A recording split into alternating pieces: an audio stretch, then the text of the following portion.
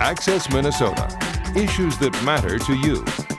Access Minnesota brings you the newsmakers and the stories that shape our everyday lives, with analysis from University of Minnesota faculty experts. Welcome to Access Minnesota. With the recent Google lawsuit and pending settlement, how books are published and consumed is rapidly changing. This month on Access Minnesota, we look at the theme of books and reading. We'll talk with librarians, a writing studies professor, publishers, and both teachers and learners at the Minnesota Literacy Council. But first, let's catch up with local fiction writer John Jodzio. John Jodzio is a local fiction writer who just published his first collection of stories. If you lived here, you'd already be home. John, welcome to Access Minnesota. Thank you very much. Was there a particular moment when you considered yourself a professional writer? I think now that I have a book out, that was probably the point where I started considering myself a professional. Up until that point, I sort of, was dabbling, I guess I would say. Having a book out is sort of a big deal for a writer, and that sort of pushes you into a more professional mode. What are the sorts of techniques that you need to learn as a writer? I think pretty much for everyone, they sort of need to find their own voice. There are certain craft things that sort of you can learn, plot, pacing, character development, and things like that.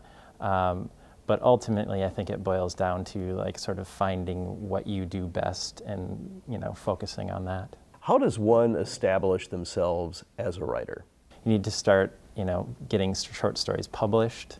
Or at least start sending them around and getting feedback on them and things like that. There's a lot of literary journals out there that, accept work, and there's sort of a push away from paper publishing, but a lot of e-publishing is happening, electronic publishing, so there's still a lot of opportunity to submit short stories and have things, have other people look at your work.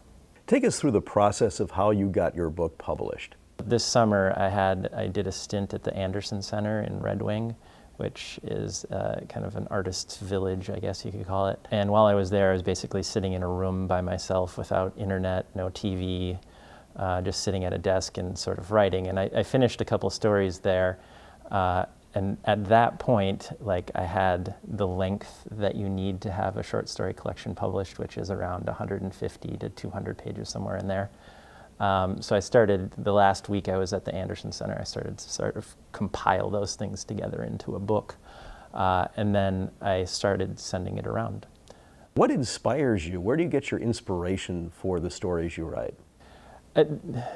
I usually need a kernel of something very quirky to sort of start me off and propel me into something. If a story is boring and I'm starting to write it and it's boring, I can't really continue on with it. So there are usually things that I find within the world, or, things that I've sort of thought about that, maybe are a bit of a flight of fancy but could possibly happen in the real world.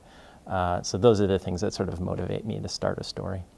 How do you promote yourself as a writer? You may have the creative talents, but does it take a bit of business school marketing along the way too? Nowadays it does.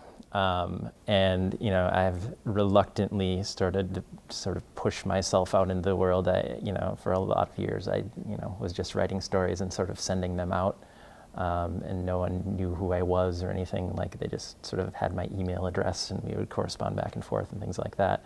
Now, having a book, you have to put yourself out on Facebook, on Twitter. You sort of have to, find your way through the, literary communities here and in other towns and things like that. So, it's a lot of self-promotion, and that I haven't done a lot of writing in the last couple months since the book came out, and that's just because of that, contacting people and emailing and, trying to make sure that they know that your book exists. If you could give just one piece of advice to an aspiring writer, what would that advice be? I guess it would just be persistence. That's basically, this book took me a long time to do, and if I could have, probably given up along the way at some point, but as long as you continue to do it for a long time, people usually figure out, what they're supposed to do, or, where their voice needs to sort of find its way.